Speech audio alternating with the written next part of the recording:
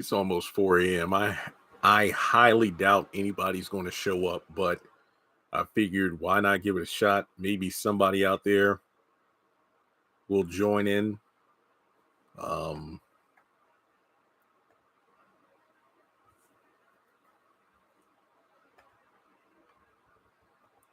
I'll go ahead and tweet it.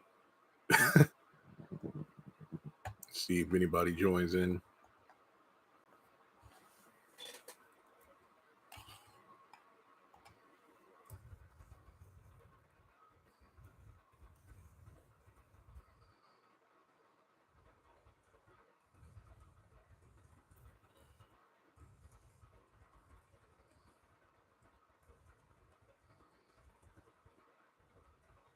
Oh, I see we got some people. I'm actually just tweeting a link out. Not sure if anybody's up. Okay. Okay, we got one person in here. Hey, Bernadette, what's going on? Man, let me tell you something. I do not regret sleeping through this episode. I don't, because I didn't miss a dang thing. So I closed my eyes around. When did I put out a tweet about going to sleep? It was like, if you hear a roaring sound, it's my personal heater. It is cold. It is cold. Wow. This episode wasn't really hitting on much. I mean, let's be honest here.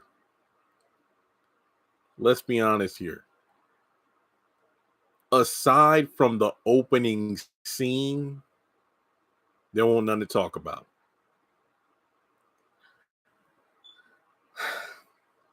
It just felt like the episode was dragging in some places.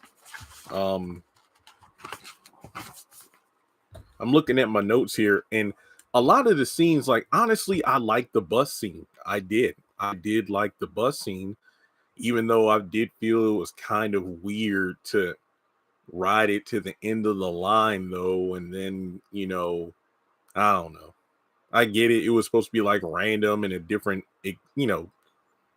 I feel like that would have been better suited had they been wearing more comfortable clothing rather than dressing up. But that's just me. But yeah, where is his live? Yeah, no. I was slept. I woke up at like 11:45, and I was like, holy crap, my body must have needed some rest. But the thing was, I knew I didn't miss a good episode because my inbox and notifications weren't blowing up. Not a lot of people were hitting me up on Twitter.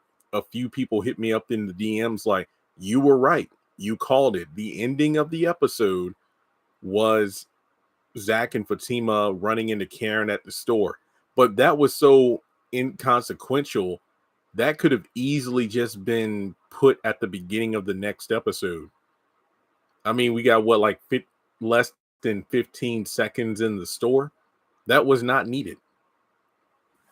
My biggest thing is I feel bad for Preston because he's getting kicked to the curb so fast. I saw the promo for next week, and Danny is back to her old ways, just avoiding Preston and the conversation that they need to have, which is, hey, I met some other guy. And I mean, you just left this dude literally high and dry all day. You go out and meet another guy and you agree to another date with him, and you got your now boyfriend at home. I'm telling you, she for the streets. But I blame Preston for consistently just pulling an errand and constantly going back. I did. Oh crap. Hang on, it says chat disconnected. They're trying to reconnect. The internet cannot be bad. It is literally clear as a bell outside. It's the middle of the night. Signal is strong. Good grief. But hopefully you can see and hear me okay. But yeah, this episode just dragged. I mean, I saw on Twitter somebody's like, the opening scene. That's the only thing that mattered. That's the only thing that mattered. I don't like any of the new guys. I think they're a breath of fresh air just because we're over 5 seasons with the same drama.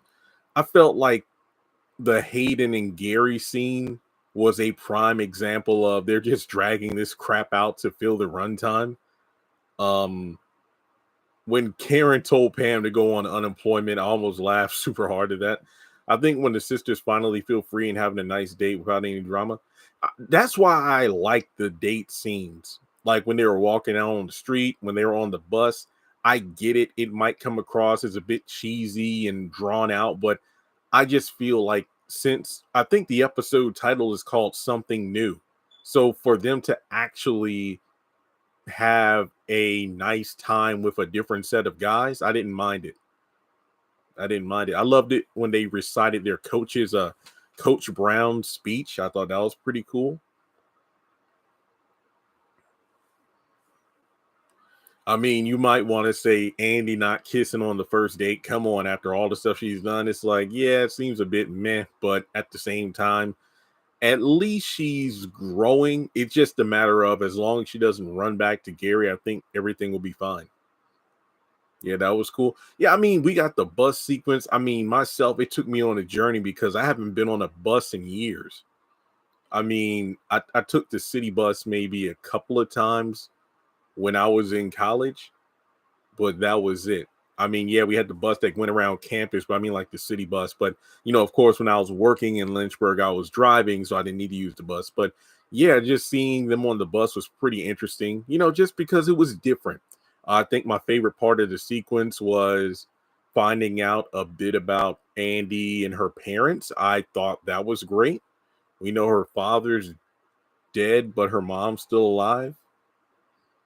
I try to do nice things for my mom, but did you send her money though? I mean, you had that over $1 million settlement, and I'm just saying, like, I don't know what Andy's doing behind the scenes, but seriously, you put up 1.5 mil to get your friend out of jail, but did you send your mama any money? I'm just asking the question. Damn. And then we learned that apparently, like Hayden and Tamara, Gary and Jasmine had a rushed relationship too. So yeah,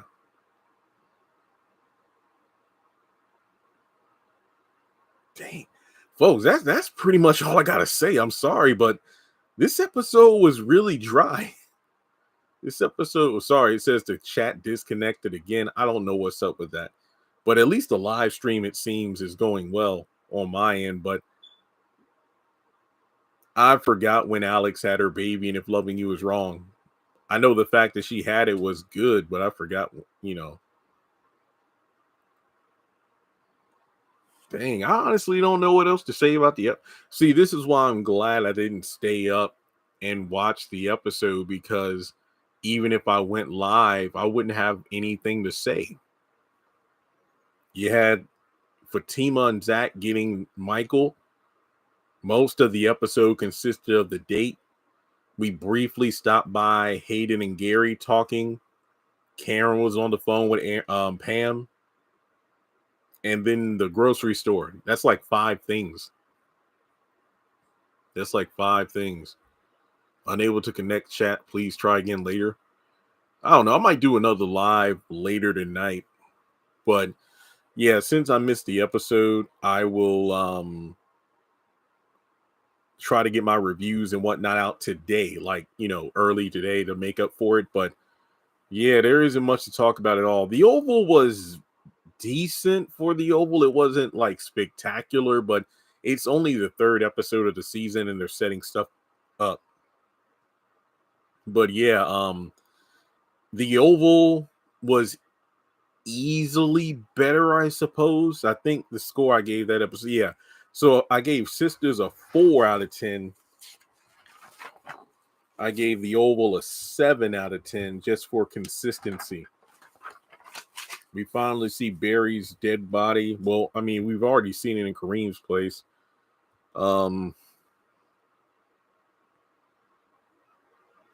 Yeah, it's no contest. The Oval won this week. I'm sorry. It's like I give Sisters props in some ways, but this episode, yeah, it was skippable. But like I always say, we got to make it through this season to get to the promised land of season 7.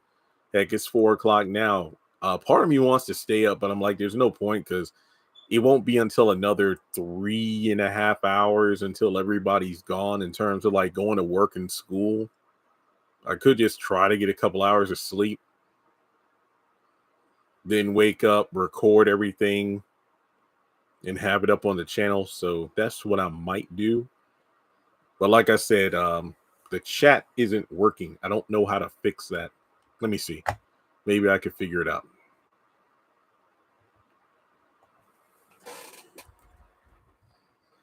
Just type the message. Maybe that will go through.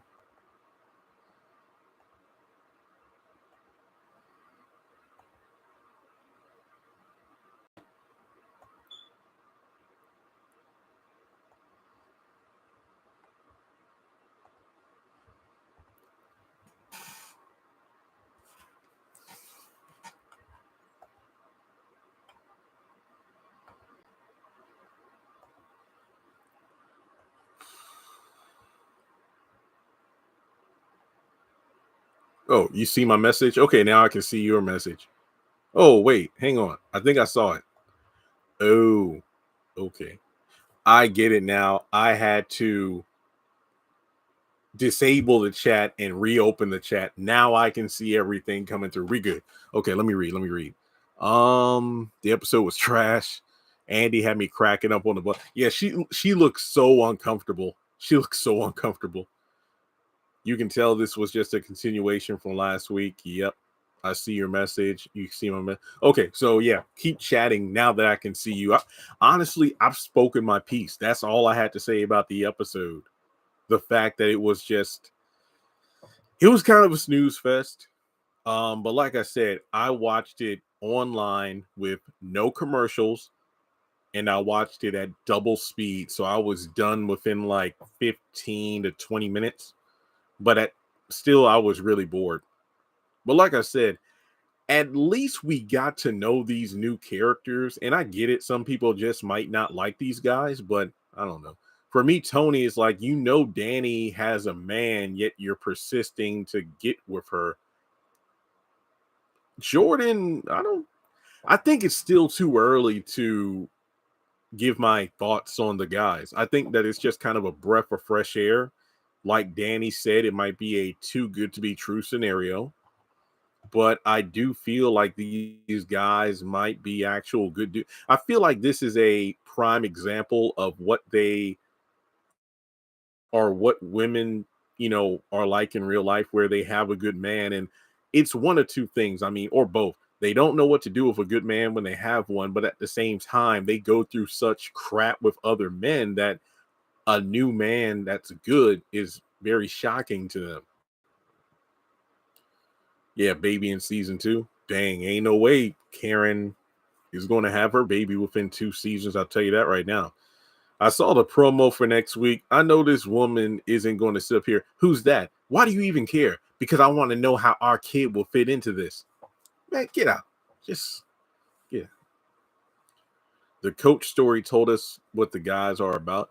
And yeah, I have some friends from school and college who are athletes, and when you have coaches, they really do instill certain values, into you. So yeah, I thought that was pretty cool.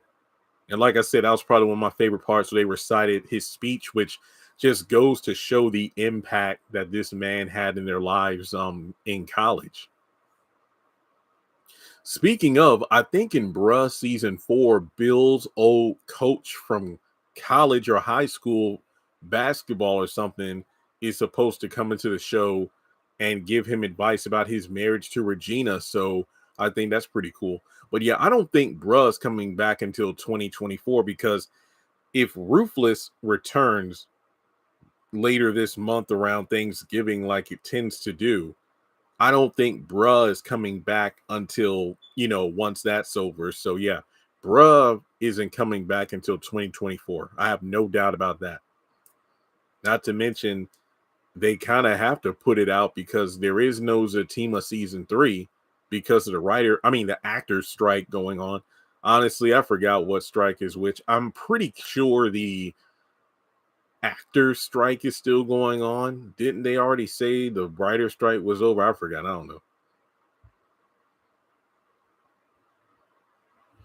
Yeah, I agree. The sisters don't know how to act now that they have men around them without issues and drama. I mean, these men seem to know what they want. They've all been married. They've had a good upbringing by a positive male role model being their coach. So I don't think they're going to be a Gary or a Bio or a Calvin. They're pretty much like, hey, we know what we want and what we don't want, simple and plain. That's pretty much it. But yeah, I agree. It's just that the women, I don't know how they're going to act because most of them thrive off the drama, So we'll have to wait and see. They said they got approved, just waiting to confirm. Okay. I mean, to be honest, I'm because obviously I follow a lot of actors, and usually they'll share what SAG has to say in regards to, oh, well, it looks like we came to an agreement. Now we just need to confirm it. But then it's like, oh, everything got thrown out of the window, so we're back to striking. But I do hope things get resolved and soon for everybody's sake. But yeah, this episode just wasn't it. And like I said, the Oval was pretty straightforward. Not much to talk about there. Chat disconnected. Here we freaking go again. Hopefully it connects in a minute. Yeah, I only got a handful of videos to do. I think what was interesting was when Fatima told Zach how she doesn't like calling her family for favors. It's giving me Mitch Malone vibes where it's like, how many favors can you call in before, you owe the family, things like that. And I kind of laughed because of the fact that you had Zach and Fatima coming downstairs to go outside of the apartment. And Fatima literally had like a million man march go upstairs and do who knows what to J Bones and his two guys. And I feel like a lot of fans are probably saying the same thing. Damn, why doesn't she just do that to Karen? Because it would be too easy.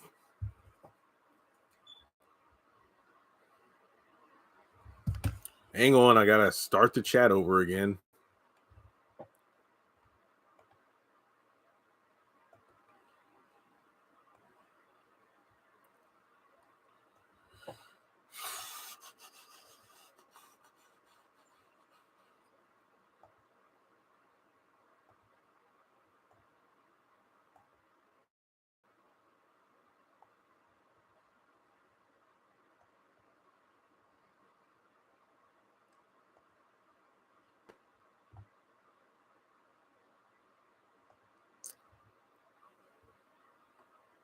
This is frustrating.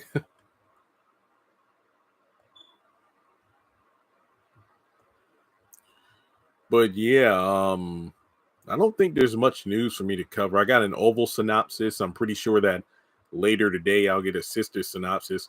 I think I decided to go to bed because right before I went to sleep, somebody sent me the sneak peek from last night's episode, and it was but Hayden calling Tamara and Gary coming through the door, and that let me know right there. Yeah, this episode ain't about a hit on none because usually that sneak peek is something that has you going, okay, I can't wait to see what's going to happen. But in this case, I'm like, I couldn't care less. So that's pretty much what went down there. But yeah, I don't mean to cut things really short, but like I said, there really isn't much, if anything, to talk about. I might do a live tonight if I'm awake, maybe around 9 o'clock or something. I'll say, hey, I'll just do a live stream just to briefly talk about the episode when we have more of an audience. But I do appreciate those of you who jumped on at 4 a.m. to talk about the episode. And like I said, I fell asleep. I would say my bad, but I didn't miss a damn thing. So have a great day, everybody. I will have my episode review and trailer breakdowns out today. Don't worry, they'll be up today. And that's about it. So I will catch you in the next video.